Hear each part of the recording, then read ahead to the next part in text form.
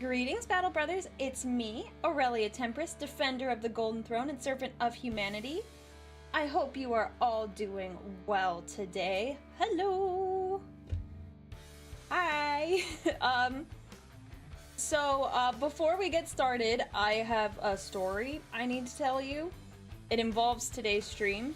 So, earlier in the week, my parents, they talked to me, and they were like, hey, are you doing anything on, they were like asking me what my plans were for like this week, and I was like, oh, I'm not doing much, like I'm playing games with my friends on Thursday, and I was telling them my schedule, and like, yeah, and then Friday I'm just kind of like, you know, I'm just chilling. They don't know I stream. And my mom was like, oh, well, you should talk to your dad, like, you know, like, we can have you over for dinner. And I was like, oh, okay. Well, I didn't talk to my dad. I didn't say anything because I was like, oh shoot, I have a stream. I have a stream set up for that day. And I was just like, oh, I'm just chilling. Didn't make it like a big deal. And so I thought I'd gotten away with it. And then I got a text message last night. I was like, hey, you want to come over for dinner? And it was from my dad, and I was like, yeah, I sure do. I love my parents, by the way. But I knew if I didn't say yes, they would be like, what are you doing on a Friday night? You said like you weren't gonna you weren't doing anything, you were just chilling at home, like you're not hanging out with any friends. So stream is gonna be shorter. We only have enough time for one episode today. I apologize. But there was no way I could get around it without having to tell them things I don't want to share just yet. So, yeah, I know. I should have said something else. I should have said, like, oh, I'm hanging out with my friends. Like, I'm hanging out with my... I should have done that. And then, yeah. But, you know, they're feeding me, so, you know, it's fine. It's fine. But, I apologize. This is going to be a very short, Star Wars versus Warhammer stream. So, yeah, just wanted to lead with that. What friends? Look, yeah, I know. See, that would have been the question. They'd be like, what friends are you hanging out with? You could take that one of two ways, as in, like, do you even have any friends? Which, I have friends. Or the second is like, oh, what friends are you hanging out with? And then that's also a complicated question. So, yes. But yeah, I am getting food, so I'm not all that upset about it. I'm just like, oh, this is unfortunate. Lying never works out. It doesn't. I'm just not telling them that I'm a streamer yet. Oh, be time before we do that. Let me switch the screen over.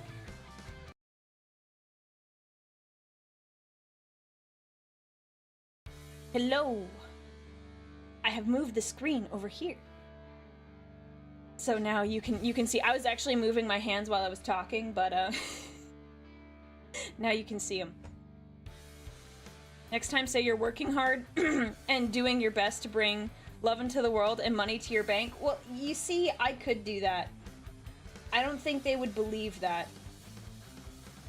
Even though, like, I am working hard and I'm doing fun things, like, they'd kind of like, when will that be that I tell them? I don't know.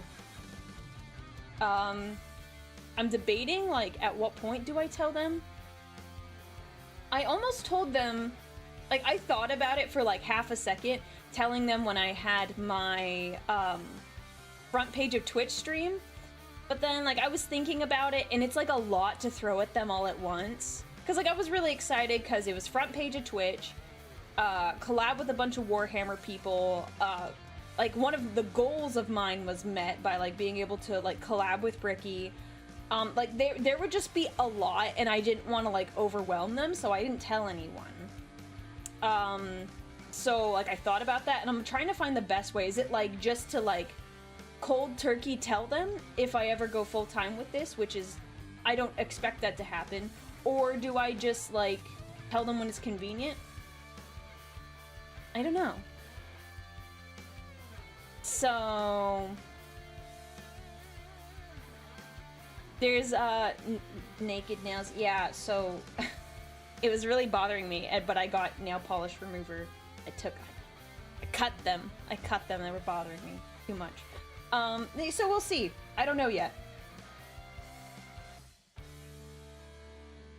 Don't know yet, but at some point I think I will.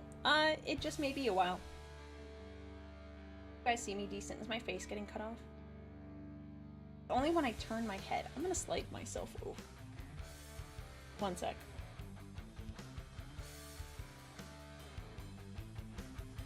My mouth moving. My fan is messing with my mic. It's kind of annoying. Anyways, this is today. We are going to be continuing to work on this book nook. But I did a thing. So I already ripped it off, but you see these little like stained glass panes? I was like, oh, these are pretty, and you put them on the back of like stuff. So this one had the original panel here behind it. I'm like, oh, that's nice. But I was like, you know what? We can make it better. So I went and I printed out a bunch of different like art pieces, and also these pieces have like little like pictures on here.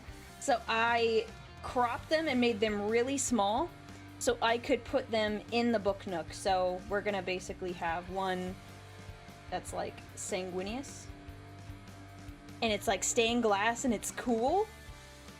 It's gonna be awesome. Oh, and hello to those of you who are here for the first time. I'm glad you're enjoying my reaction so far.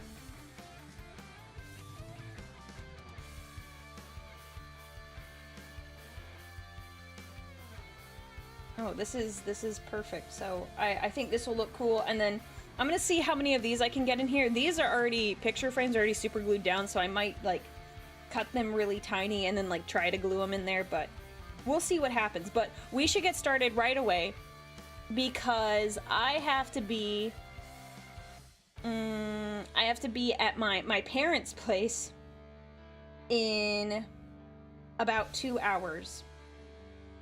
And I didn't look to see how long this episode was. That might be a problem. Oh, okay, we're gonna be hitting it close, boys. We gotta start. Yes, it is a bookend thing. Let me turn my fan off because it could be annoying.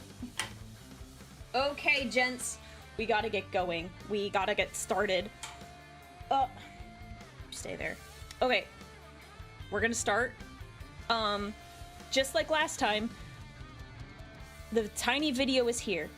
If you want to look at the pretty pictures, pull up his video on another screen or something. Yeah. Just it's tiny, so then I'm relaxing and you can see what I'm doing. So apologize for that. It would be most scuffed conversation ever if you blow up one day and make 500 per stream and had to tell them at this point. That honestly would be, like, that's the part where I'm like, if I tell them I started streaming because I make good money from it, they're less likely to be upset. I don't know. It's a situation. I just don't know how to do it just yet. Episode 31, I believe we are on. Yeah, episode 31. I will adjust the audio. Yeah, we're cutting it close. I might need to shower beforehand, so,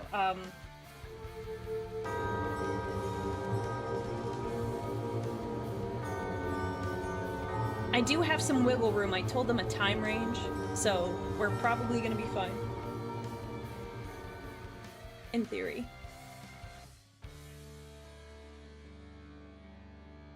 Okay.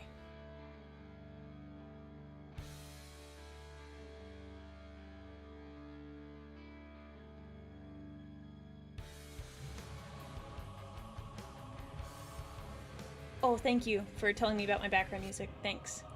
I appreciate that. We got it. We fixed it. Thank you, Murphy.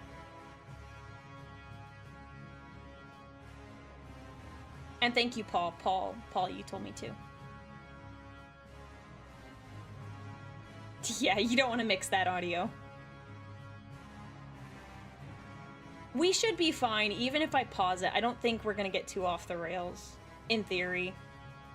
And worst case scenario, what we do is we watch part of it and then we watch the other part the next time we do this. It's not a huge deal. Thank you for being patient with me.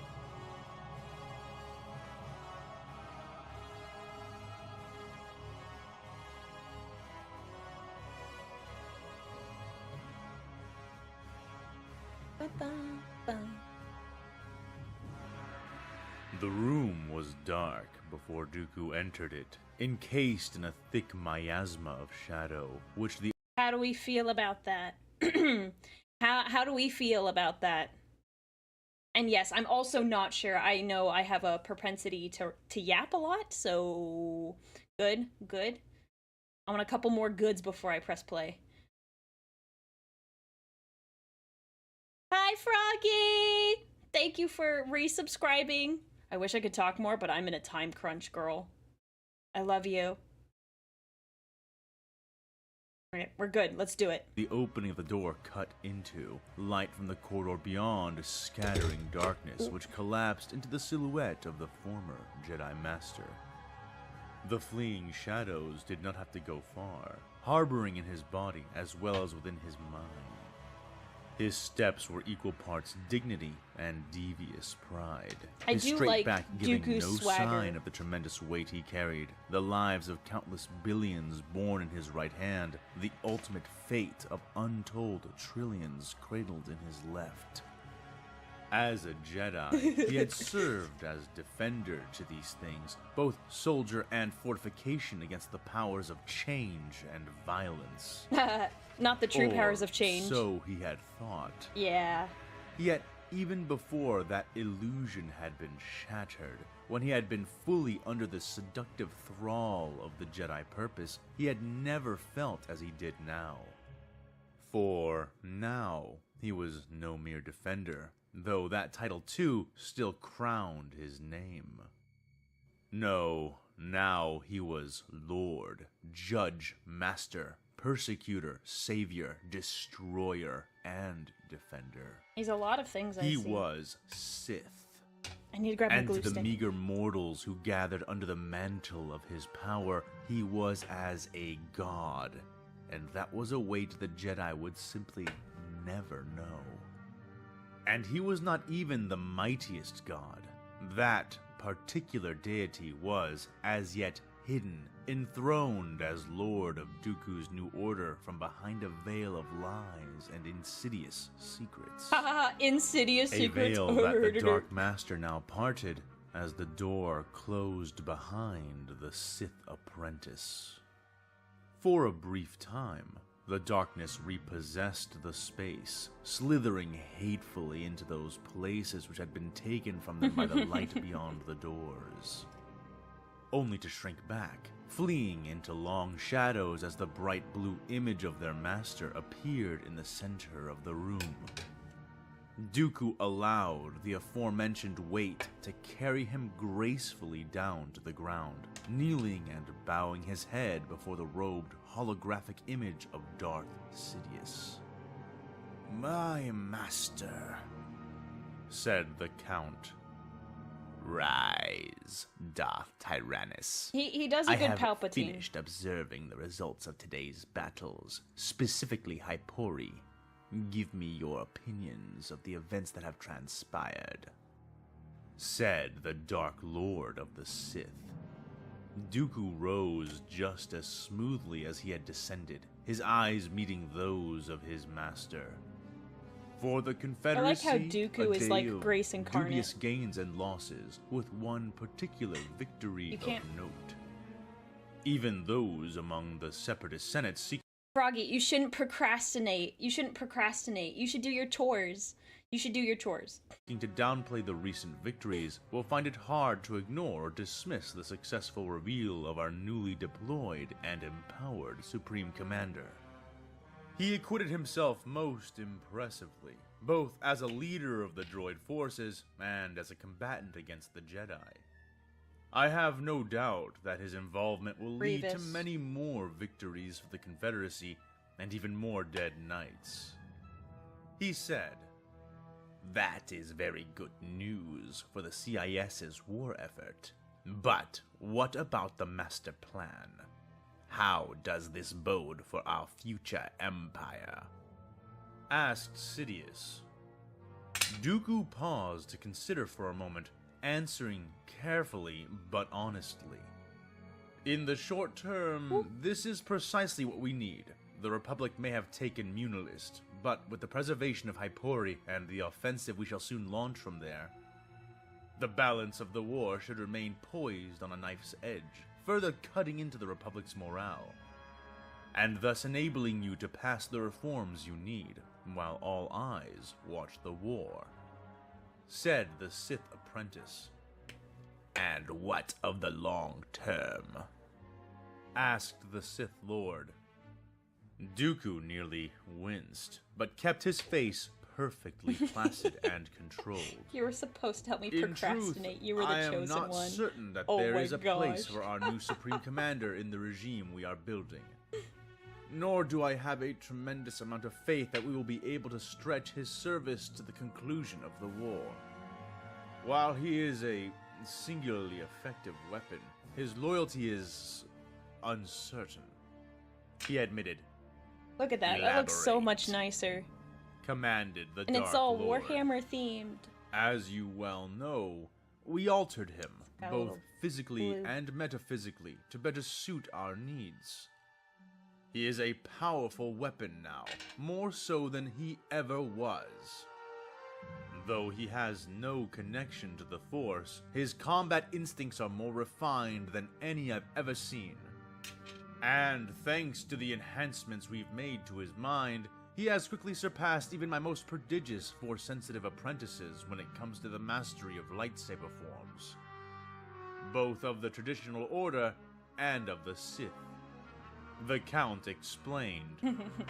I am well aware of all of this. Do not waste my time, Tyrannus. If I had a desire to bandy meaningless words, I'd return to the games of the Senate. The good general was never lacking in lethal ability, even before we augmented him.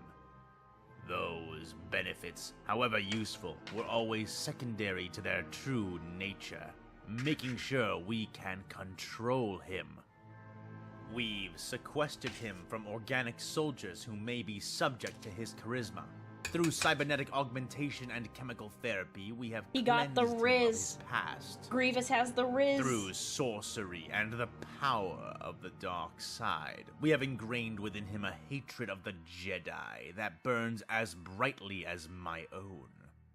Are you suggesting that this is not enough? Hissed Sidious. Forgive me, my master. Yes, I fear that there may be some element we neglected, or perhaps we underestimated his will. He is meant to believe, as most of the galaxy does, that he is a droid. But when I presented him with that lie, he rejected it almost immediately, and very violently. The General hates the portions of his body we have mechanized, and forced on me a concession, a lie, that I would not alter his mind. I had hoped that by enlarging and exacerbating the nerves in his brain responsible for rage and anger, I would succeed in subtly diverting him from the aspects of his former cunning which might threaten us or uncover his past. That is interesting. I fear this may have only given I him don't a know the Sith-like lore for sense General of Grievous. clarity, I hadn't however, thought about that. as he has begun to dress himself and his Magna Guard in the cloaks and robes of his former people's warrior caste. I actually need to I look have into even that. begun to suspect that he remembers his name, his true name. If this is allowed to continue, then it is only a matter of time before he begins to recall more poignant parts of his own history. Pieces of who he was which may surface over time and sway his allegiance from us and our goals. While it is true that we could deactivate all of his forces remotely, should he attempt anything too roguish, the Count began to say, the deactivation of so many of our droids, even if only temporarily, could greatly hinder the progression and stability of our grand plan. And you are certain that the transfusion of midichlorian-rich blood into his system has done nothing? Asked the Dark Lord. Count Dooku shook his head.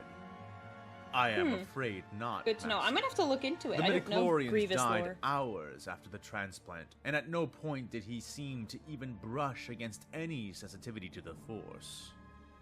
He said in answer, "A pity. We shall start again, then. What is the General's current condition?" Asked the Dark Lord. He is currently dormant. While he sustained no significant injuries during the battle, he did expend a tremendous amount of power. He should already be fully charged once more, but I've ordered his Crypt Watcher to keep him unconscious and in diagnostic mode until further notice. Good. Time to cut the Shut skitter. him down, but Skitter. do not kill him. Ooh-wee. Place him into storage, ready for deployment at our command. We may yet have use of him, particularly should his replacement prove unworthy. Ordered Sidious. It will be done, my master. However, I must warn you that I the would rest hate of the that. Separatist Council will wonder at the sudden disappearance of their Supreme Commander, and finding a proper replacement for Grievous will not be easy or quick. Our forces will be headless for a time, said the Count. The Senate shall not wonder at all about this, because to them it will appear as though their general never left. No one will know that we have replaced him, for the new general will carry Grievous's face and name. And his absence will not be a problem, for I already have a candidate in mind. Having two A Grievuses? Kalish warrior, whom you should find much more malleable, said the Dark Lord, a static hologram appearing beside his own, depicting a tall Kalish warrior holding a sword, his body already pocked and marked with copious cybernetic augmentations. Your wisdom endlessly astounds me, my master. Where did you come across such a man? What is his name? Asked the apprentice. His name is unimportant. He shall be Grievous. As you can see, he already seeks the strength of our enhancements, using them to fuel his already existing vendetta against the Jedi who turned him away at their temple gates. He blames them for his lack of connection to the Force, a source of envy and resentment which you will find a rich resource when reshaping him. His record as a warlord speaks for itself. He should suffice. I will leave it to you to ensure that he does, said the Dark The Lord. smallest skitter you'll ever see. Count Dooku Skitter. bowed deeply, wading into the clawing shadows as he displayed his submission to the greater god. It will be as you command. Will there be anything else you desire of me? He asked. Yes. This time, make him smaller, weaker, said the Sith Lord. Master? Asked Count Dooku, looking up quizzically. Oh, why did it back? Yo, Hobbit, thank you so much for the 10 gifted subs on the YouTube side. Thank you, my guy. I hope you're enjoying the stream and just the very chill vibes we have here. I like our chill hanging out streams. Thank you, man. This new candidate is composed of envy and endless vainglory. I fear that if you make him as efficient and deadly as his predecessor, he may decide. I printed these out erroneously before that he no Jay longer made the new needs art. us.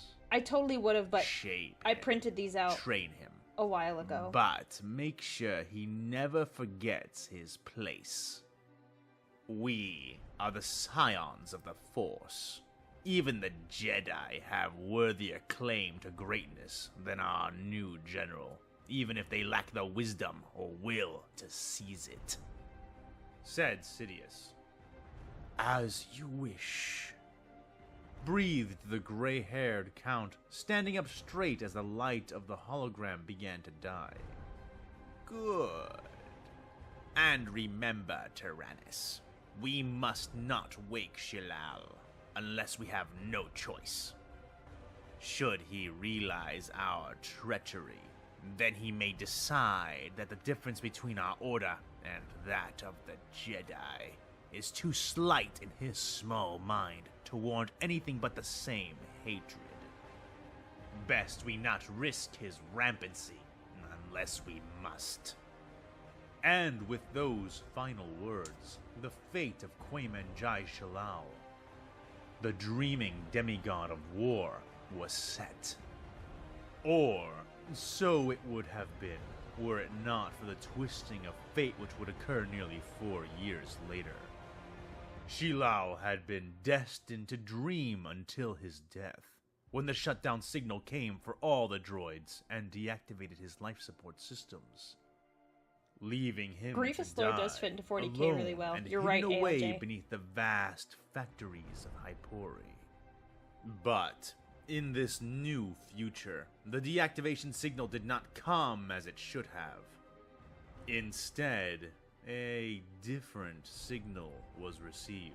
One which drained the fluid out of his holding tank, and which triggered How the does that automatic happen? assembly of his original 10-foot-tall body.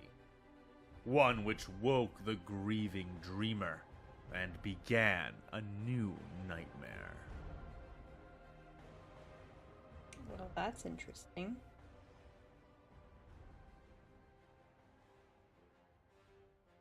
The second man who would don the title of Grievous steepled his metal fingers, watching the holo displays before his still flesh and blood eyes, showing him the progress of the battle. The enemy he now faced so was... if they did make a second Grievous, that means this other Grievous is insanely large and powerful. Lovely. gutsy beyond anything the Republic had ever shown him, short of the Jedi generals such as Anakin Skywalker and Obi-Wan Kenobi. And even they would not have attempted something as suicidal as this. The Imperials, the new enemy, were a foe which stood distinctly apart from the Republic, and had lobbed a relatively small but powerful fleet into the center of the Confederacy. The general knew not how they had managed to sneak around all known hyperspace corridors. But whatever their means, it had taken the home defense fleet completely by surprise. That, paired with the use of their devastatingly powerful and, to this point, unknown weaponry, led to the utter catastrophe which greeted him when General Grievous had finally arrived at the defense.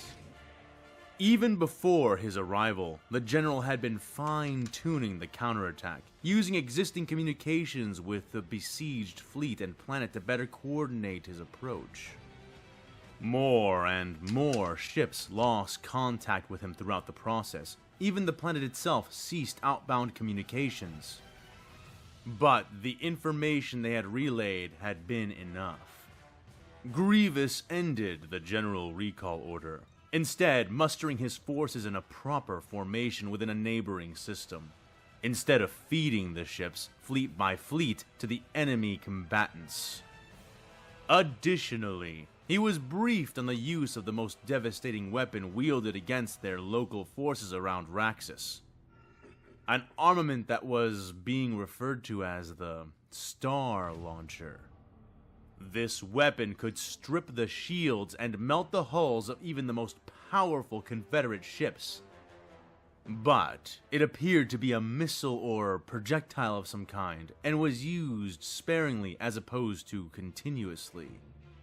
To avoid unnecessary vulnerabilities to the weapon and escape the fate of much of the home fleet, the general broke from convention and divided his forces into many loosely packed fleet groupings. Confident that any single detonation of the enemy star launchers would be mitigated thanks to their scattered but uniform approach, the general ordered his forces into the Raxus system. Appearing out of hyperspace in a somewhat disjointed sphere around the Imperial forces present there, and beginning an immediate approach. Yet, even before the battle was purposefully joined, Grievous saw the damage that had already been done, and which continued to be inflicted on the brutalized, smoldering surface of the Confederacy's capital world. The enemy ships were divided, with one portion attacking the surface of the planet with circling orbital bombardments, while the rest of the fleet stood over them and engaged with the tatters that remained to represent the original defense fleet, and the scant few forces and ships which had arrived ahead of the general himself. Individual short-range distress calls from the dying multitudes of Raxus Secundus flooded into his comm systems, the Imperial fleet making no attempt to intercept or silence the cries for help which echoed out from the capital. 'Cause they're from everywhere. They wanted the newcomers to hear them, and Grievous knew precisely why, as he himself had performed similar maneuvers in the past. Any Jedi or overly loyal commander would rush to the defense of their besieged world, would cut through losses and disadvantageous approaches just for a chance at rescuing some of the world's inhabitants. Or, at least, some of their leadership. This tactic had served him well within Operation Dirge's Lance, and he knew better than to waste his efforts on such an obvious and pointless trap.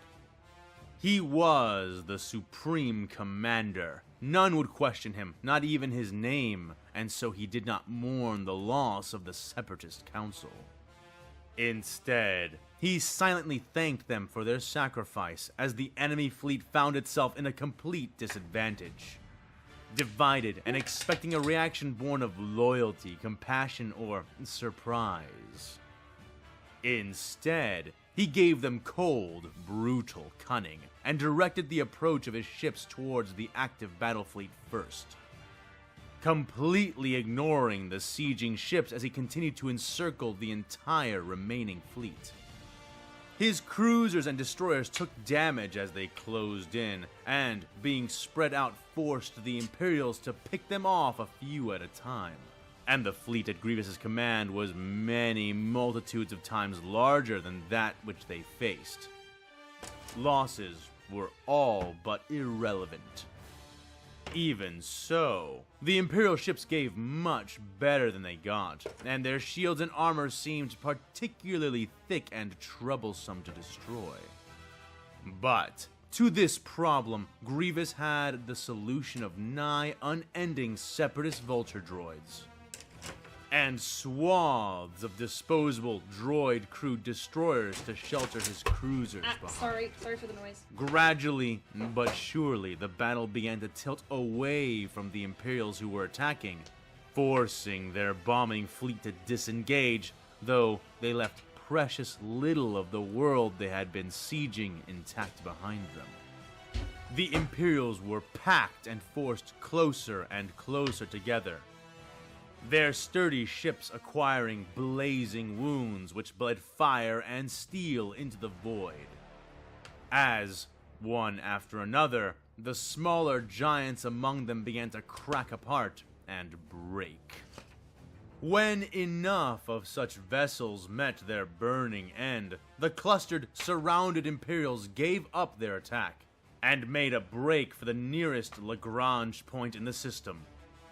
Grievous reinforced the wall of ships they chose to breach, but wisely withheld his own vessel from the forming blockade. Had he not, he would have been consumed as several of the Imperial vessels let loose their star launchers, birthing a series of 3 nova-like explosions which entirely cleared the Separatist ships in their path. The display almost humbled the general, and suddenly drove a deep hunger and, indeed, envy into the cybernetic heart of the nearly droid commander. To have such power for his own vessel, To command those weapons for his own cause would be like spitting in the face of the Jedi Order itself. Every technology which he could acquire and use against the hated Republic Guardians was an unspeakable boon to General Grievous, who took each one as an example of the Order's misplaced faith in the Force. It was with thoughts of power which might be his that he chose to chase down the fleeing ships, limiting the damage he inflicted as he commenced firing into their backs and engines specifically in the hopes of crippling or capturing at least one. But each maimed ship he managed to disable seemed only to last for minutes before detonating. Even when focused fire was drawn from the clipped craft and sent to other targets, creating vast explosions which burned and devoured the scattered separatist vessels which attempted to surround them. It seemed as though they would leave nothing behind for the general, besides the scrap and ruin of their smaller ships. Yet, just as the fleet was using its bizarre FTL travel to escape the system, his armada managed to, at last, wound one of the larger vessels unto uselessness, the cruiser being left behind as the rest of the alien fleet departed, seeming to scatter as soon as they were able. The remaining ship was 5 kilometers long and nearly 2 kilometers high. A crippled behemoth still firing with what weapons it had left, a bear amongst countless biting wolves, swiping while it could with claws that swung slower and slower with each pass. It was not long before the ship was coated in vulture and buzz droids, which made short work of its weapons systems and conventional defenses, leaving the ship helpless before the countless boarding actions which it would be subject to. Grievous watched from the command deck of his flagship as the operation to seize the vessel commenced, and was almost immediately stalled. The invader ship was almost literally packed with personnel, and most of them seemed armed and ready to fight and die to repel the droids which had come among them. Grievous left his machines to work and began to coordinate what was left of the fleet into search and rescue teams, each one seeking members of the Separatist Council, their backers, or their leader, Count Dooku. But such work was beneath him, and he was eager to go about the re-engaging of these new, exotic forces. But to re-engage them successfully, he would need not only the whole fleet he had gathered, but information on his foe, which he currently did not have. Details on weapons, troops, muster locations, and bases of operation which would prove invaluable in his ability to coordinate a proper counterattack. He expected to find all of that information and much more upon the disabled enemy cruiser, and was more than dismayed when he returned from the previous task to find his machines had made precious little progress. The resistance coming from within the ship was stubborn and absolute. No terms of surrender were accepted by the Imperials, and no answer was given to the droids that were not voiced through the barrels of weapons and the finely edged blades of sparking and rumbling swords. While Grievous was made eager again by the thought of the useful scavenging he would be able to put to work for him once the defenders were dead and their weapons were his, the general's eagerness bred impatience with the methodical and often ineffective assaults the tactical droids were choosing to order. Each attack serving as a probe to teach the droids more about this previously unknown force, though not intentionally. They seemed bent on fighting to the death, and had prepared the internals of their ship for such a conflict. with warriors contesting the droids through the ship before falling back to positions that other, less combat-worthy members of the crew had fortified and made more defensible. By this system of vicious resistance, and then retreat to more and more difficult areas to attack, the progress of the tactical droids had been ground to a near standstill. In such times, Grievous knew exactly what he needed to do, gathering his robed Magna Guards and taking a shuttle to the besieged vessel personally. He I would sank love to see how this into goes. the Imperial defenses like a sharp dagger lancing into a gut, punching their ordered lines into only one section, their thinnest detected defense, and then funneling droidicas and commando droids in behind the enemy lines. All the while, the general ordered his main forces to hold back, harrying the enemy enough to keep the fight alive, but relieving the pressure to the point that they would have no need to fall back. And from there, the dominoes began to fall, Boo. as stalwart naval He is very security smart, though. officers suddenly found themselves surrounded and unable to withdraw. The pressure of the front lines redoubling when the special droid units had completed at their that. tasks. The mostly civilian defenders pretty and cute, isn't it? creators of the fortified positions behind them found only dismay and woe approaching their readied positions. The defenders being greeted not by the retreating line of their own forces, but by the mechanical march of General Grievous's droid army.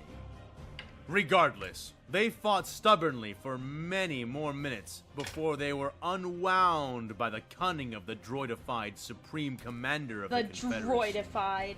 Soon, Never heard that the word Imperial before. defenders were relegated to pockets of resistance, hemmed into corners, narrow corridors, and boxed into closed rooms, leaving the general free to march straight towards the bridge, flanked on either side by his mechanical bodyguards. They met with yet more resistance to the entryway to that bridge, but not nearly as much as he had expected to find. The defense seemingly composed of only 8 well-armed guards of the type he had already encountered aboard the ship. Their weapons could do nothing to droidica shields, apparently designed to not harm the ship around them as they battled, blasting with laser weapons and slug-thrower scatterguns, all of which were ineffective at stopping their advance, and the advance of the troops behind them.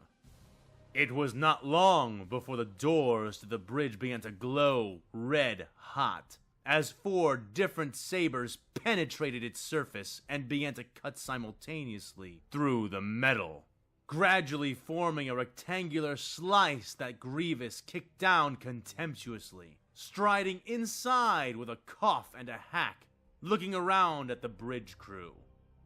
They were all sheltering behind their stations and consoles, kneeling with their heads low, sidearms drawn and honed in towards the door. But Grievous barely noticed them.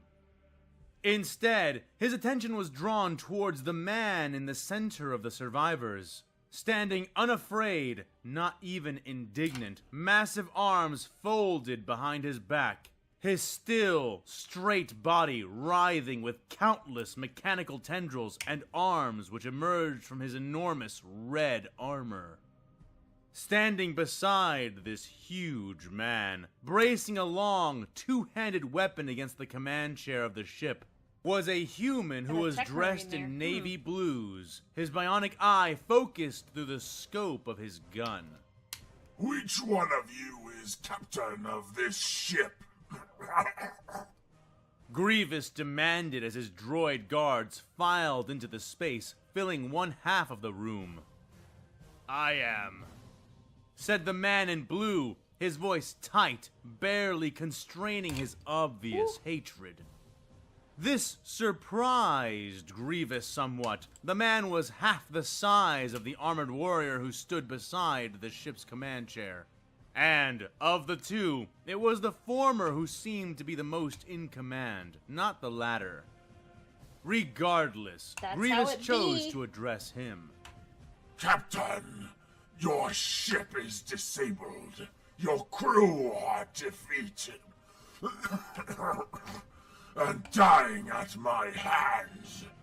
For your own sake, surrender this vessel to me, or I will kill every last Imperial here, and ship your heads back to your retreating fleet in garbage bags. Said the Confederate Is that, like, commander, the worst you speaking can through do? a translator they had managed to compile through a protocol droid as the battle had raged on. I'd die a million deaths before succumbing to the likes of you, Xenos scum. Yeah, tell him. Your threats change nothing. Every man, woman, and child on this ship has been ready to die for the Emperor since the moment we were born. In victory or defeat, this is our destiny, and we will not shirk from it. The captain Base. growled and spat, finger trembling around his trigger, but not firing. Then you have chosen your fate. The general pronounced, raising his arm I wonder if and it was a waving trap it to get forward as he Grievous in stepped here. back. Or the commander. In response, When they realized the he was so Magna ruthless. Guard swept around him, coming forward to attack. The Imperials opened fire then, but had precious few seconds to make their shots count before the melee-centered droids closed with them. Arms and heads were blown off as las guns and snub pistols blew molten chunks out of the droids. Nearly every single one taking some sort of debilitating damage before crossing the distance. The bridge crew having picked their shots well. But it was far from enough. Headless Magna Guards proceeded as though nothing had happened. Those lacking arms instantly compensating, those Abominable deprived machines. of their legs and lower halves crawling forward, hauling their electro staves in their wake. They slammed their weapons down into the men and women of the bridge, causing cybernetics to burst within the flesh which cradled them, driving brutal screams out Yes, of throats this is the glue already from the sore glitter from incident. roaring commands, and stopping hearts which had been racing for hours. The droids succeeded in overtaking the crew in all places but one. The two Techmer. Magna Guards which sought to subdue the armored man in the center found no such ease in their own assault. These two had taken some of the lightest damage, and as such came in fast and strong, whirling the poles of their weapons.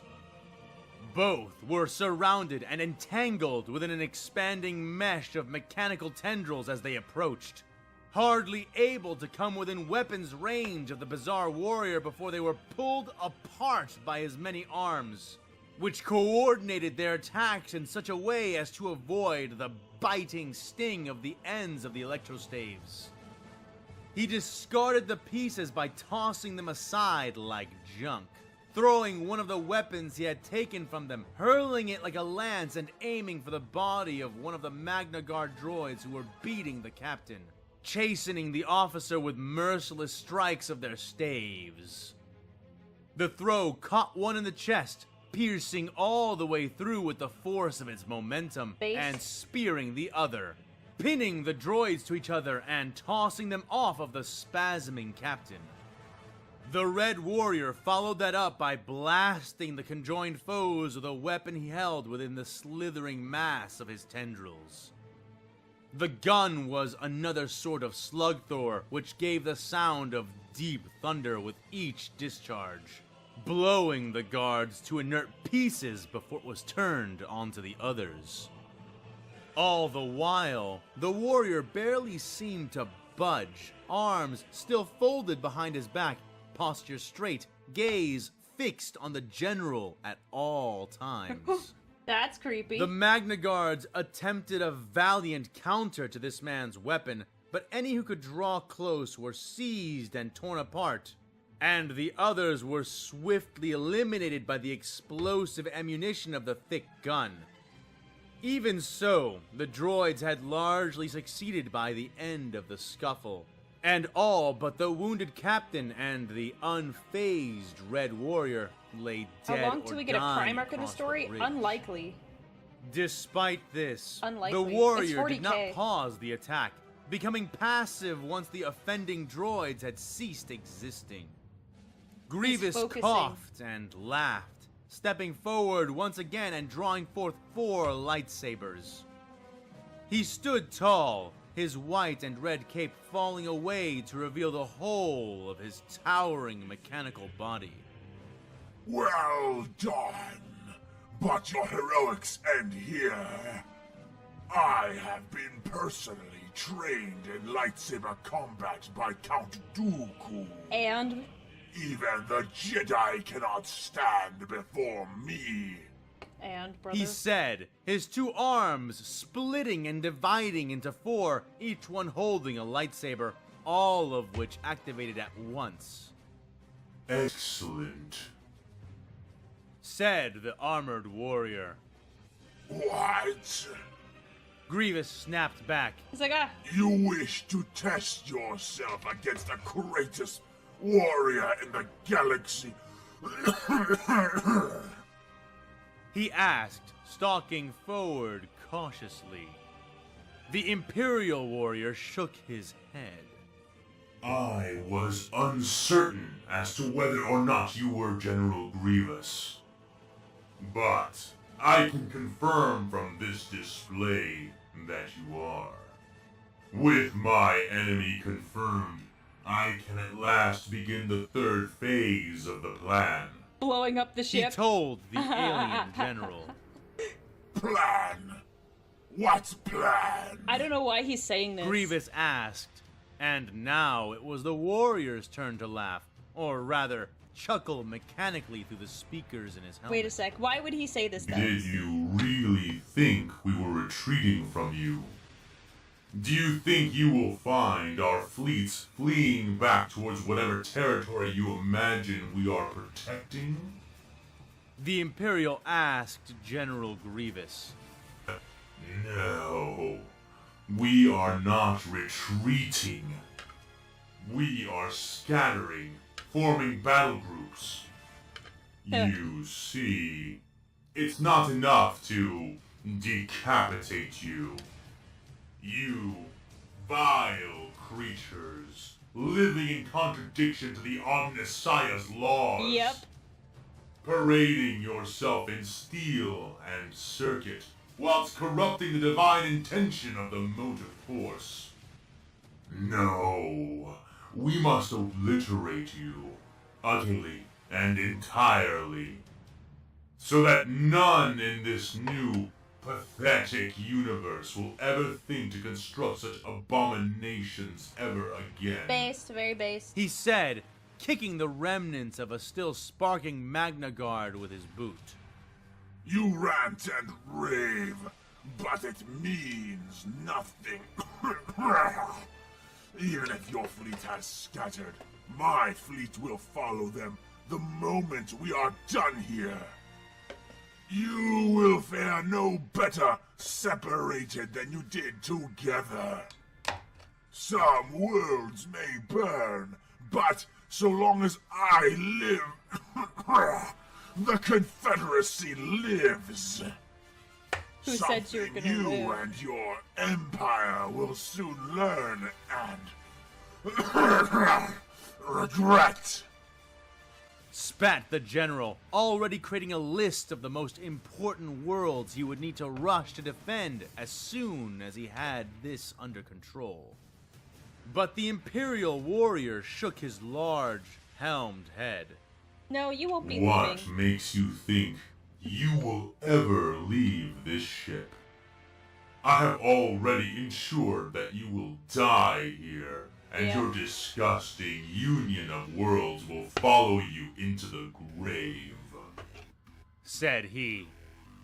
In response, Grievous growled and lunged forward. The instant that he did, the tendrils went into action, just as they had with his guards before him. wrapping and clamping around arms and legs, swarming over the alien's mechanical body. The general countered their frenzy by spinning his wrists, cleanly severing the many arms which had sought to dismantle him. Yeah, this is a book The nook warrior thingy. broke his relaxed posture, throwing himself back and away from the reaching, burning blades of the lightsabers. His large slug thrower firing in rapid bursts towards the general, and striking his right set of arms, blowing them off his body and throwing him to the left. Grievous recovered swiftly, growling and coughing as he hucked one of his two remaining lightsabers towards the weapon, causing it to detonate as it was struck, the explosive bolts within combusting at the weapon's touch. Even as this happened, commando droids and droidicas trundled into the room, beginning to open fire on the Marine, distracting him as Grievous rose and saw how little effect the blaster bolts they fired had on his armor. Still, the heavier blasters of the destroyer droids did seem to shove and burn him, leaving molten dents and welts in the man's defensive plating with each successful strike they made. In response, several intact and half-severed tendrils reached for one of the shielded droids, those which moved too quickly, bouncing off of the radiant orb which surrounded the machine, while the slower ones succeeded in moving through. He twisted, lifted, and turned the droid, moving its gun's aim off of himself and using its protective body as a shield against the blaster fire of the others. Meanwhile, Grievous swept up one of the lightsabers dropped by his severed right arms, arming both of his remaining left limbs before jumping into combat again, driving the man back as he fended off the general's droids. You are finished! Grievous declared as he sliced away another large array of mechanical tentacles, kicking the That's not warrior part of his hard body, in the though. chest I and mean, it is, throwing but it's him against not. the wall, then slamming his wide, claw-like foot against him, pinning the Imperial warrior there. But the man only shook his head and released a contemptuous laugh. He lifted one of his true limbs, extending 3 fingers. 1. Attack the capital world of the Confederacy. 2. Lure the bulk of the Confederate fleet here. He said, lowering This guy's one cocky. finger with each listed He's so number. cocky. And 3. Entrap you here. It was obvious from the moment you arrived, General, that you wanted to capture one of our ships. Know that, while it is my master and chapter that serve as the instruments of your annihilation, it is I, Brother Taslion of the Machine Fate, who is the architect of your destruction. You can no more destroy me than you can deny me this ship! Grievous growled, raising his sabers. Taslion nodded. It is so. He said, and something emerged from his large mechanical power pack. Some kind of thick antenna with a flashing diode sphere protruding from the end. Grievous What kicked do you away have there? from the man, A throwing bomb. himself back behind the droidicas, fully expecting the warrior to explode at any second. Instead, he stood fully, and as red lights began to flash across the bridge of the ship, and alarm sirens began to scream all throughout the vessel, Taslion spoke. Enjoy the ship, General Grievous, and its last voyage into hell. Yeah. And with that final proclamation, the man seemed to sear and glow with energy, Oh. and then was gone. Vanished. Oh. Grievous bellowed Hello, a hello, rasping hello. roar Let me of pause rage this really and jumped to fast. stomp down on where Taslion had. Welcome in, Raiders. Welcome in, Hoodguard. Thank you so much for the raid. Welcome in. What were you guys doing today? What were you guys up to? Thank you guys for the raid. My name is Aurelia Tempris. I am a Warhammer VTuber. Oh no. Did the ads just... Oh my gosh. The ads were there in the middle of it. I can't turn them off. I'm so sorry. Oh no. I'm gonna type a message.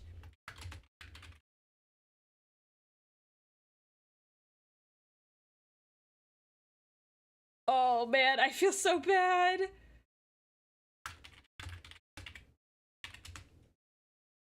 guys caught it at a bad time. I'm so sorry. Oh, yikes. They hit just as... Yeah. Oh gosh, we have like 2 minutes. Tactical ad strike. I know, this is... I was not expecting that.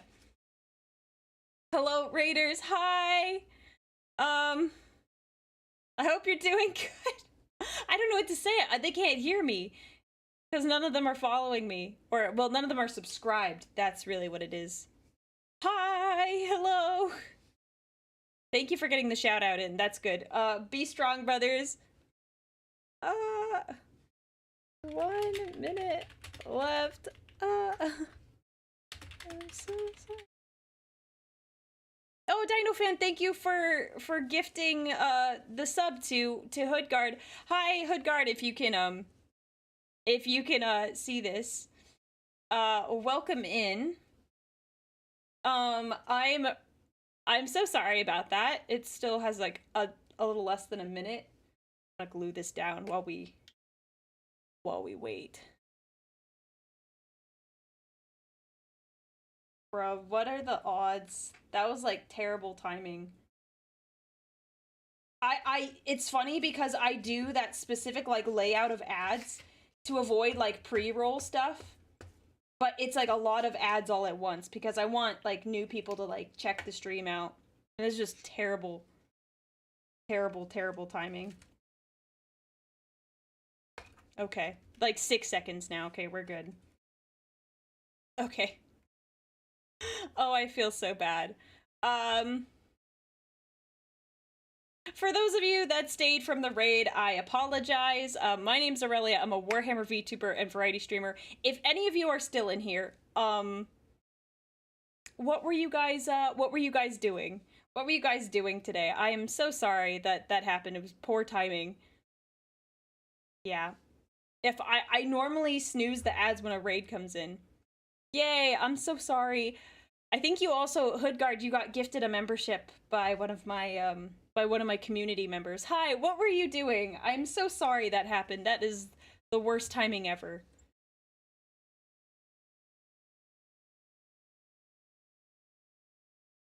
I'll give it a little bit. Yeah, man.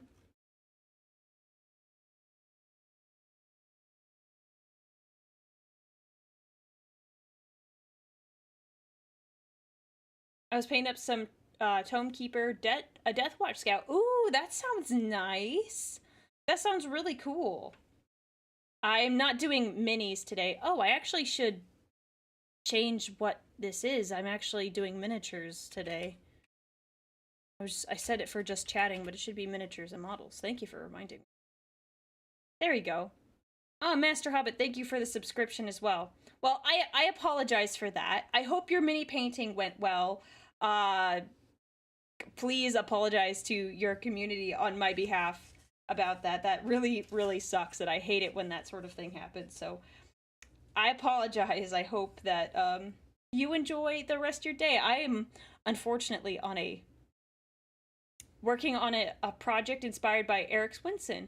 What are you working on? I am working on this little book nook. Normally I do paint minis, but I got gifted this and I really wanted to try it out. So I'm making my own little adjustments to like the pictures and stuff so it looks extra cool later. So that's just kind of what I'm doing. No, not regular Warhammer minis, even though I do that as well. Play a lot of Warhammer games. I just talk about Warhammer stuff. I'm a huge nerd. Yeah, it's a book nook. And I put my, like, little fan art pictures in here.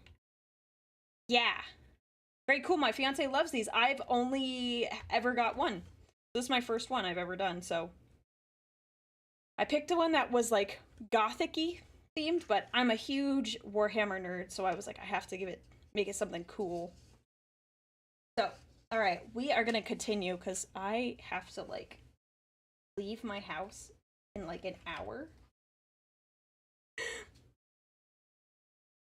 Yes, yes. This is where all the Warhammer nerds gather. This is where all the Warhammer nerds gather. So, all right, we are going to continue. We are currently watching Star Wars versus Warhammer 40K. It is a fan, basically a fan-made like story by a guy called A Fan With Too Much Time. If Star Wars and the Warhammer universe met, what would happen? It's mainly just for like entertaining. It's not 100% accurate. But yeah, it's gonna be fun. So we're in the middle of it. We are on episode 31. We're about halfway through. That's great. Just been standing, sweeping his sabers around him in the hopes of catching the invisible marine. But as he struck nothing but cold air and the claxons began to grow louder, I don't know what he that had is. a sudden terrible epiphany. Looking at the art. Taslion was not invisible. He was gone. It was never he who was going to explode. It was the ship! The methods and machinations of the enemy's ability to teleport were forgotten almost the instant they were realized. As Grievous looked around the ship and ran to one of the consoles. There, his translator showed him everything he needed to see. A warp core breach was imminent if action was not taken. Sabers tossed aside, two hands conjoining into one once more.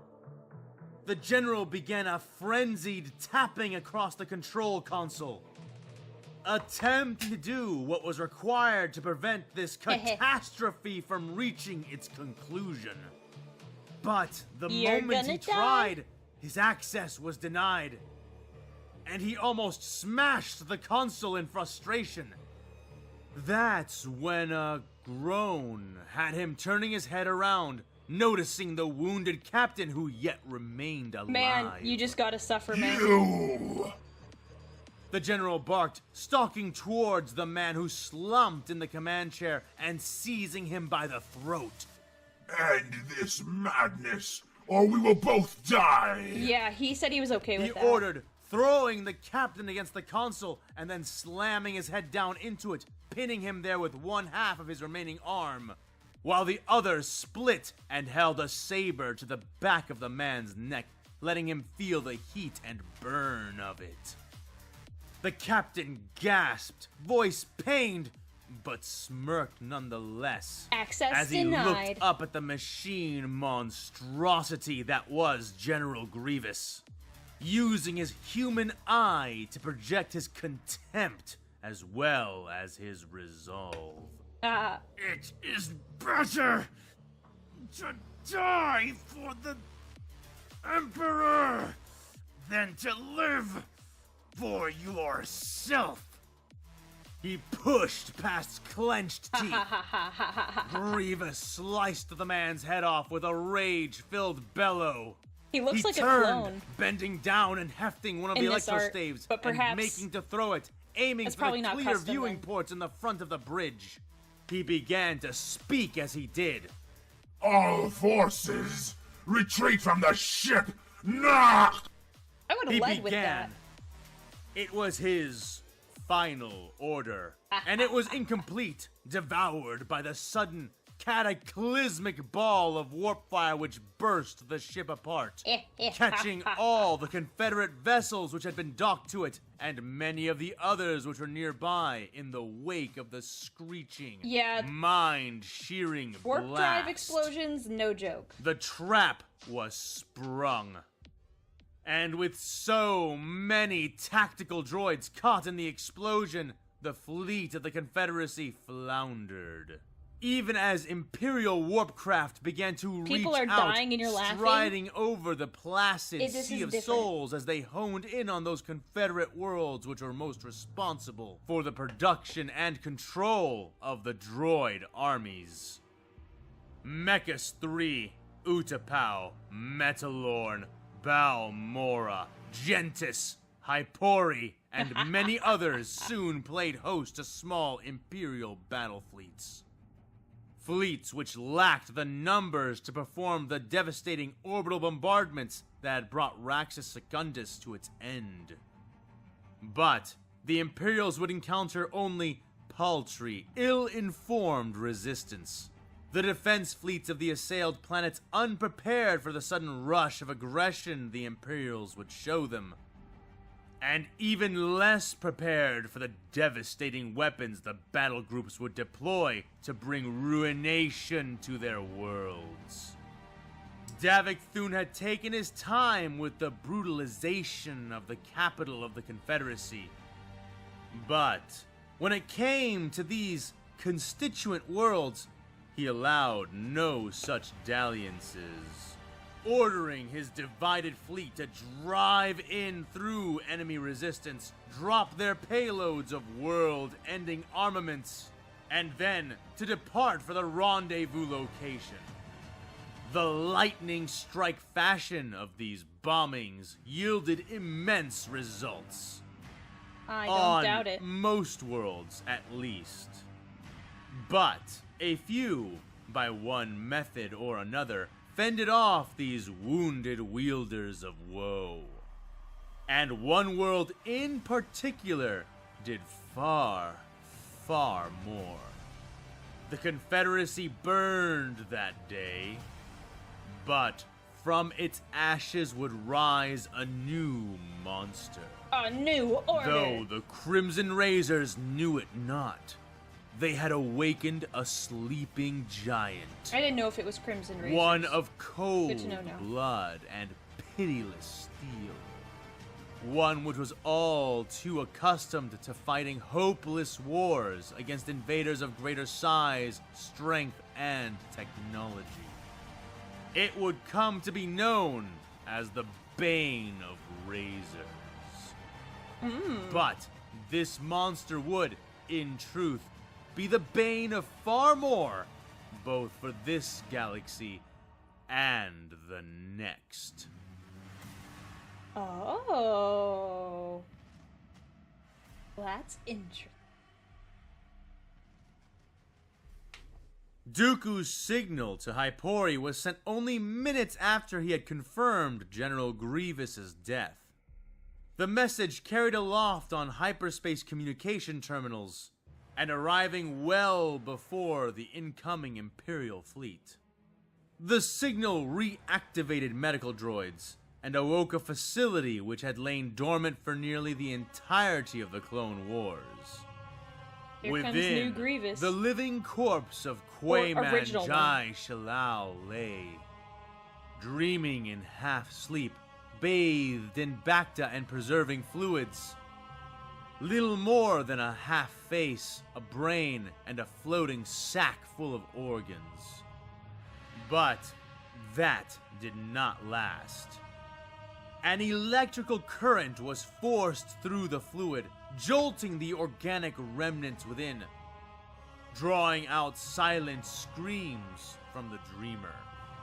He woke all at once, his every dream, every sleeping thought coming alive, and immediately clutched within the grip of his will. He would never release a single dream again, even as he was tested with a second, unnecessary volt of wakening charge. Now alive once more, the tank drained. The metal pedestal which made up his neck and torso being brought out into the air. He coughed and wheezed, mechanical and organic lungs working more sluggishly than the rest of his body. But the automated process gave him no mercy, no time to acclimate. That was fine, for he desired none. No mercy, not from those who had taken him, who had betrayed him. For he had dreamed the only dream he had ever sought. For nearly 4 years, he had seen her face, smelled her hair, felt their thumbs interlace, both in the fear before combat and in the exaltation that came after.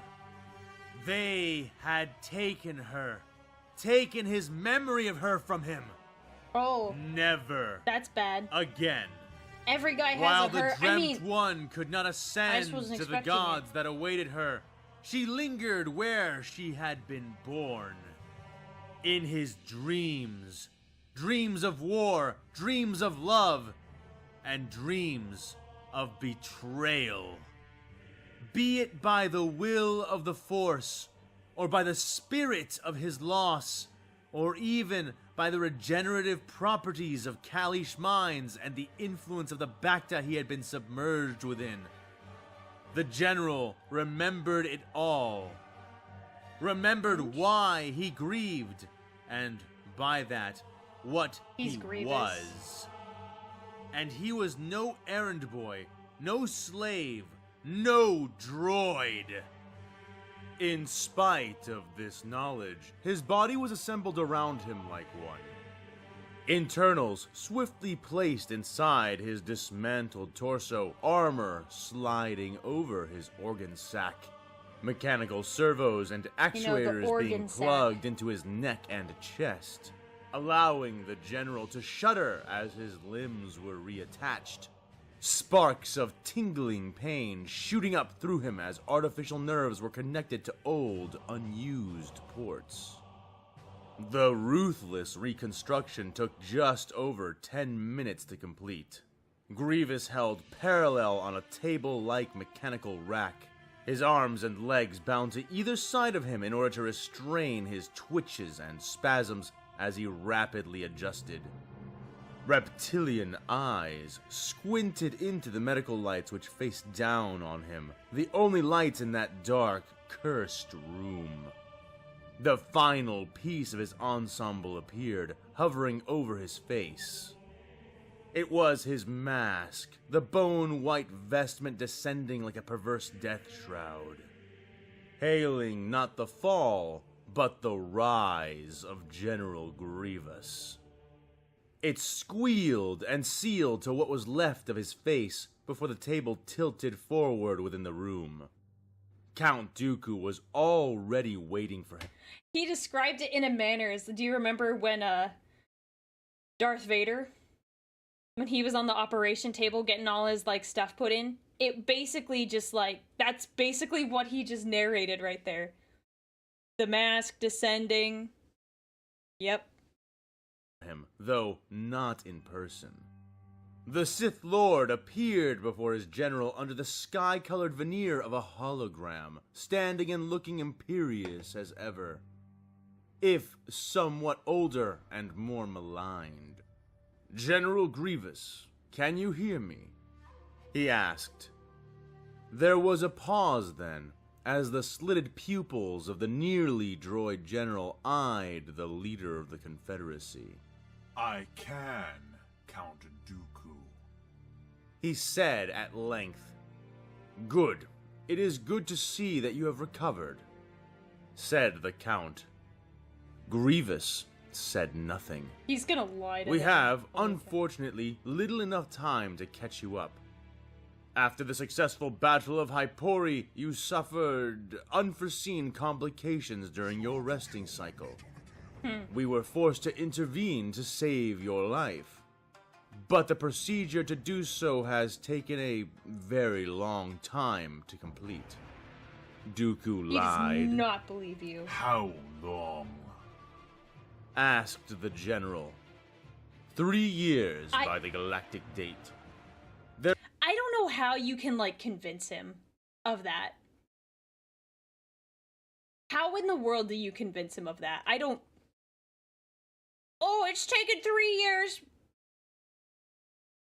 Like... There is much work to be done. A new enemy has come among us, and already they have laid waste to Raxus Secundus.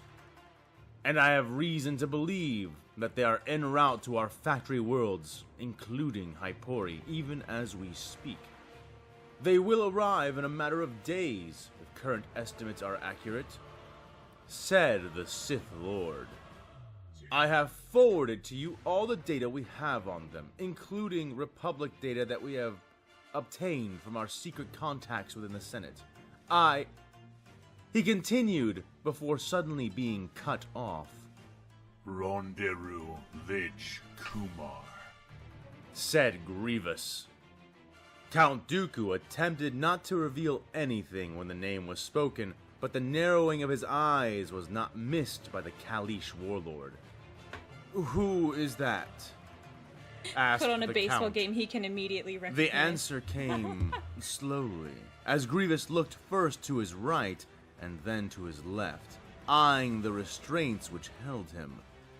Enough to stop his spasms, but not enough to stop him. she was the only thing that mattered. The general growled, yanking free his right arm, breaking the shackle which held it, and then doing the same with his left. General, you are delusional after your long dormancy. I assure you there is no Bro, such just person, stop it. said the Count of Stop Sereno. trying to lie. Do not. The general spat, ripping free his legs from the table. Speak of her. Dooku scowled, stepping forward. Tread carefully now, General. Do not break with me over a fantasy. Oh, This Ronderu Lich Kumar is nothing more than a dream. And we have enough to deal with within reality. you can't Grievous gaslight him. glared with savage hate It's at the not blue gonna wraith, work. stalking forward and resting one of his multi-pronged feet onto the walking hollow emitter that the Count was using, drawing lines of clarity through the image of the Sith, like claw marks across a painting. I agree. Said he, before stomping down and crushing the device. General That was so Dooku stupid. began, but then he was gone. You and don't Grievous gaslight the guy. was alone. For a time, he did nothing, standing amidst the medical droids and dust of the abandoned facility he had been housed within. He was utterly still, the result of his droid body, Wow. which failed to breathe in and out as heavily as he felt he should. His systems self-regulating every second. And yet, his rage did not abate. Not until he Understandable. released a mechanical howl of abject, fearsome hate. And he did not stop there. The general tore half the room to pieces, Oh boy. ripping the mechanical rack he had been held within off of the floor and throwing it, smashing medical droids against the walls with it. Yeah, you're dumb. He destroyed Dooku, his Bacta tank, crushed the control console attached to it, and tore the heads and limbs off of the flailing, panicking droids which were present, each attempting to flee the space, and none making it to the door. At last, he calmed and stilled after he finally dismembered the last of them You can and be mad, tossed bro. its That's sparking fair. torso into the overhead lamp, shattering it and leaving him in darkness. He took just a few moments after this to acclimate and to think. He straightened and looked around the sparking, smoking ruin which lay about him, locating the half of the room he had constrained himself from destroying. Grievous stalked over towards the computer panel behind the now scrapped emitter and pressed one of his thumbs against it. Facility online, awaiting directives, said the voice of a tactical droid. Disconnect all off-world communications systems. Sever them all. Deploy buzz droids to all the hardline communications centers and have them disabled immediately. Said the warlord. As you order, General. Said the voice. What are our resource stores at currently? He asked. Resource stores are at full capacity. Droid garrison is at 4/10 capacity. So Shall I dumb. begin production of additional units? piss him off. Asked the facility intelligence. Yes. Divert all B1 resources to other droid models. We are no longer able to sustain their use. Prioritize the construction of B2s and any other experimental variants that we are able to assemble. Oh, Prepare smart. the maintenance and astromechanical droids to repurpose the B1 production facilities. The warlord continued. As you order, General. The communication towers are about to be permanently disabled. Do you wish to transmit any last messages? The facility asked. Grievous paused then, looking at the mechanical thumb he had pressed against the console, hating it, hating everything about this place, and the way he had been remade. So much had gone wrong. It was time he began to set it right. Yes. Send a text transmission to the Kali system in wild space. Broadcast it in the native language.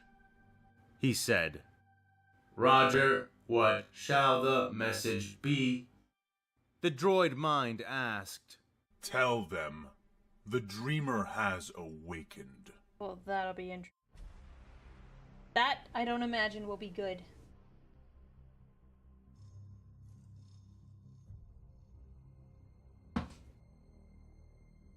Force Captain Vordran stood on the bridge of the Red Harbinger, one of the 10 strike cruisers of the Crimson Razor's assault fleet. Below deck, and on other ships, prepared and waiting for him to give the word in the event that they should be needed, were 3 squads of his battle brothers. But he knew they would likely not be needed for anything at all, for this mission would be over quickly once it began. He had been traveling for over a week, his strike cruiser and its accompanying escorts having braved the naked warp to arrive. And according to the still living navigators of the naval elements which accompanied them, they were only minutes from their destination at last. We are clear on the plan? Vordran asked the captain of the Red Harbinger, a mundane woman with slight augmentations who went by the name of Persava Lyons. She sat at her command throne, nodding as she eyed the hololithic displays which hovered over the front of her throne. We are ready, my lord, she said, standing up and waving her hands, signaling the display to shrink down and be presented before them at waist level. We will enter the system at the Lagrange point nearest to the planet, as dictated by the intelligence we managed to rip from the boarded enemy vessels. This will put us almost inside the planet's gravity well. From there, it's a short burn to planet Hypori. We'll prime and fire the 2-stage cyclonic torpedo in orbit as we use the planet to fuel a gravitational slingshot, which will bring us back to the Lagrange point, at which point we will depart. They have no idea when we will appear, so their planetary shields should be down when we arrive, as they were for other worlds. We'll ram right through any defensive fleet, and, barring the unexpected, this should be well and done within 15 minutes. Oh wow, 15 said minutes. Persava. The captain nodded. That's very good. Good. But remember, Captain, most of our targets were already struck by the other battle groups. Hypori may not know when we are coming, but they will be ready. Cautioned the large, red-armored warrior. Of course, I am sending our escorts ahead of us along with the light cruiser, the Bearer of Hatred, at full burn as soon as we arrive. They should be inside the shield radius in seconds. And if the planet managed to activate them, I have every faith that the Marines on board will be able to drop and disable their generators. Though it may delay us, our fleet is nimble, and we should be able to dance around the defense ships we find in system long enough for them to do their job, and for the operation to commence. Persava reassured. All things considered, Force Captain, I think this is a blessing in disguise. It's not often that we have the good fortune of being able to emerge almost on top of our target. They will not stand a chance. I She feel added, this is foreboding. Good. I'd like to wipe this alien stain from the galaxy quickly, and without cost beyond our ammunition, if possible. Not one of these worlds is worth even a single life of my battle brothers. It is a shame that we even need to bother with them, but there can be only one answer to heresy. The Force captain intoned. Do not worry. We will show them the Emperor's mercy. It is more than they deserve. Said Ship Captain Lyons. Captain, emerging from the warp in the next 30 seconds. Brace for reemergence. Sounded off one of the bridge officers. Good. Tell the fleet to prepare to engage maximum thrust. We want to be in and out before they know what hit them. Aye, aye, Captain, said the same officer. All the while, Vordran looked forward, watching the twisting mists of white and blue speeding past his ship, before clarity and the blackness of space suddenly manifested. And there, in the center of their view, was the rocky brown world they had come to destroy. He had only seconds to admire it, however, before he was almost pitched from his feet. Arms out and waving, he grunted and stomped down. What is happening? Report! He bellowed. Yeah, it's not good. Not sure. Checking. Captain, we appear to be under attack. Yelled one of the sensors operators. How is that possible? We only just arrived. She yelled back. The ship bucked again, and from the front viewing ports, Vordran saw one of the escort's void shields flicker and die. The explosion it was absorbing overcoming its strength, then another, and another. It's a minefield, Captain! We emerged into a minefield! The officer called out a second later. Wait, fan. I have a quick question. Why is it funny that we happen to be watching this episode? I'm really worried. Why do you say this? Hi, by the way. You're making me worried. Why? Explain. I'm concerned now. I imagine you're working on an episode that is similar to this one. Not the hee-hees. Oh, great. Fantastic. Wonderful. Awesome. I'm definitely not concerned at all. Not in the slightest. Great. Okay. Of our 4 escorts have lost all shields. Our own are taking a pounding, as are those of the Bearer of Hatred. Should we retreat? Warp jump away! There is no retreat! The Force captain roared. Sometimes there is. Deploy countermeasures! Begin shooting down those mines and launch whatever strike craft we can! They will clear our way! As the Force captain said, we are committed! All ships, maximum burn! Captain Lyons yelled right afterwards. The Red Harbinger did as it was bade, as did the fleet around it. Anti-strike craft guns firing into the minefield around them as Thunderhawks and Fury interceptors wove about, desperate in their attempts to fend off the explosives drifting in the void. But it was working, and the battle group managed to shoot its way out as it raced with growing speed towards the brown sphere before them, and the black dots which stood between them. Captain, Xeno's contacts detected! 12 ships are between us and the planet! All of escort size or smaller! Ram through them! Do not stop! Ordered the captain. Ma'am, there's a fleet behind us as well! 35 ships now making to move around the minefield! Oh, that's bad. The sensors operator relayed.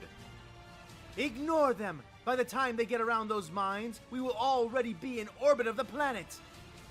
Begin geographic scans as soon as we are in range! Begin priming the 2-stager the moment we have the required parameters! Ordered Persava.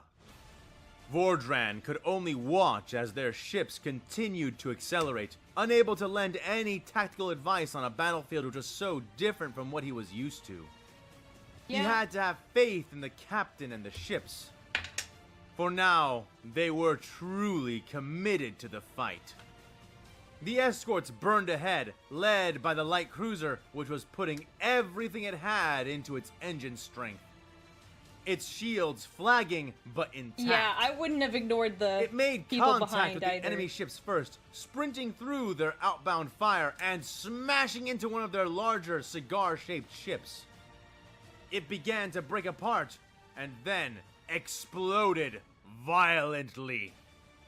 What was that? Yeah, that's not good. The Force captain exclaimed, watching the expanding fireball which consumed the bearer of hatred. The light cruiser emerged, shields utterly undone, ship bleeding scrap and fire into the void as it continued its full burn towards the planet. But as surprising as the disproportionate explosion had been, it was not as surprising as what happened next. The bearer of hatred was rammed by two of the smaller capital ships of the enemy, the twin vessels veering into its path and each detonating with disproportionate force. Yikes. Fire ships! Exclaimed Persava as the leading escorts also collided with similar ships, doing as ordered and blowing apart in the resulting detonations. What? Asked the Force captain. Suicide ships! They're probably filled to the brim with the same kind of mines we just escaped from. All vessels, veer, veer! Do not allow yourselves to be rammed by them, and do not ram them yourselves! The captain said, spouting orders in a frenzy. The bearer of hatred exploded then, breaking apart and tumbling down towards the planet, burning the entire way. No, Vordran muttered. The remaining ships attempted to evade, the last two escorts being just maneuverable enough to avoid the small targets. But the Red Harbinger, despite being extremely vast, was not nearly so able when it came to turning away. The deck pitched as one, and then two, and then three of the enemy ships managed to strike them, for you, bro. firing their less effective weapons even as they plowed into the shields and hulls on the power of their sublight engines. Major damage sustained! Shields are down! I repeat, shields are down! Reported a female officer from within her alcove. What is the condition of the priming sequence for the weapon? Captain Lyons yelled. Unchanged, ma'am. They are proceeding as planned, but we have major hull breaches along the port side of the Harbinger. The tech priests report that they will need 20 minutes at least to repair the damage to the shield array. Oh. And what about the enemy fleets? That's- Both of them. Persava demanded. The fleet closest to us is turning to pursue. The other has just finished circumventing the minefield, but they are going around the other side of the planet. It appears they plan to intercept us on the other side. The sensors officer reported. Then we will deal with them then. Keep the engines going and keep me appraised of the situation with the torpedo. Ordered the captain. Scans have commenced. Parameters are being verified as we speak. Said a crewman. The last three ships of the battle group dropped into high orbit over Hypori, visible from the ground by the streaking fires that left their overworked engines, creating a trio of blazing tears across the sky, as though the world were being clawed by some enormous, invisible beast. Slingshot beginning, adjusting engine strength, T-minus 3 minutes before contact with the second enemy fleet, said the helmsman. Damn it, those vessels are likely fire ships as well. We cannot survive another collision with them.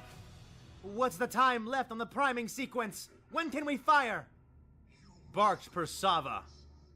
Priming is nearly complete. The Grievous in Firing the background of the is two-stage like, cyclonic torpedo will begin in just under 4 minutes. Reported the comms officer. That's not good enough. We have virtually no options for maneuverability in this orbit! Spat the captain. Ma'am, we will not be able to fire if we do not remain at least this close. Another officer said. We won't be able to fire at it at all if our ship is destroyed. She snapped back. How much lower can this ship go? Asked Vordran. Maybe 3 or 4 kilometers down? Any more at this speed and the atmosphere will tear us to ribbons, said the helmsman. That isn't much, but it should be enough. Persava, bring us close enough to the enemy ships that it seems we will collide, then bank down at the last possible moment. Ooh, the Space smart. Marine advised. It is the only way, he added. It is impossible, Force Captain. She answered in return, a thick line of sweat weaving down her face. We are fast, but we cannot maneuver like that. We just don't have those kinds of thrusters, she said. Yes, we do, said the Space Marine. Just not on our engines. Tilt the Harbinger sideways and use the recoil from the ship's weapons in conjunction with our maneuvering thrusters to veer us down. Oh, okay, that's he smart. said. She bit her lip, thinking for a moment before nodding. Make it so. Order the gun crews on the right side of the ship to disengage the recoil dampening systems. We need all the shake we can get to make this work. Helmsman, stay on it. Aye, aye, Captain. The helmsman said, gripping his controls more tightly.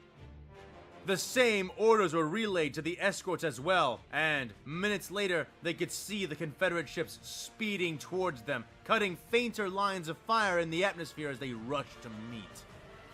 Steady, said the captain. The enemy fleet was now beginning to converge, targets clearly chosen as their globular clusters began to shift into nearly linear formations. Steady, she reiterated. The enemy ships began to open fire, bright green and red lines streaking past the Imperial vessels and splashing against their prows. Now, fire! She shrieked, and the cannons on the starboard-facing broadsides of the Red Harbinger unleashed their fury, aiming at nothing but succeeding in jerking the ship towards the planet, the escorts veering down on their own engine power alone. The Harbinger and its fellow ships were surrounded in cloaks of fire as the atmosphere began to burn around them. But the ships held strong enough, unable to remain forever, but not needing to. The Boy, daring ships do maneuver not was like being in nearly orbit enough to and evade breaking the enemy atmosphere. vessels. Nearly. But as they ducked down, the Confederate ships sought to follow. One of the small vessels clipping the side of the Harbinger and tearing away a part of its hull. The struck craft spun up and back for a moment, twirling in the barrier between world and space, before exploding in a cascade of detonations, but not close enough to damage the strike cruiser. Yes! The captain howled, and the bridge crew released beleaguered cheers, It's not over especially yet. when the enemy ships of the Second Fleet began to collide with the pursuing First Fleet, exploding and catching other vessels in the wake of the detonations. All right, countdown on the torpedo, she called. T-minus 40 seconds to firing, Oh, wow. said the comms officer. Good. Return to standard orbit. Let's drop this judgment on them and get out of here before more show... There it Persava is. began to say. Captain, planetary shields just went up! Came the panicked cry of the Oh, wow. census operator. Vordran felt his guts drop as a flickering field of light suddenly appeared before them, directly in the path as they made their way up. Without a word, he took the helmet cradled under his arm and slid it on before grasping the side of the command throne with both hands. Burning throne! Brace for... Well, Persava began to yell before the 3 ships of the battle group collided head first with Hypori's particle shielding, breaking apart against the energetic skin of the world's defense. repurposed into a trap they had all too eagerly jumped into. The two escorts were smashed, and the Red Harbinger was broken in half. All began to descend, free-falling to the waiting world below them, their wings clipped, their broken bodies falling to the earth. Okay. This is probably a good spot to end it because I'm getting close to the time I need to leave. That's like actually a perfect point. So, we will come back to this later. Thank you everyone for joining. I apologize again that it is very, very short. Yes, I know there is 14 minutes left. This will save, so I'll come back to it later.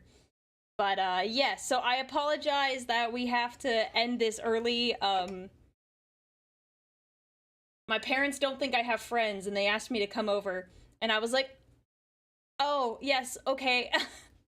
And if I told them I was busy doing stuff, they would be confused.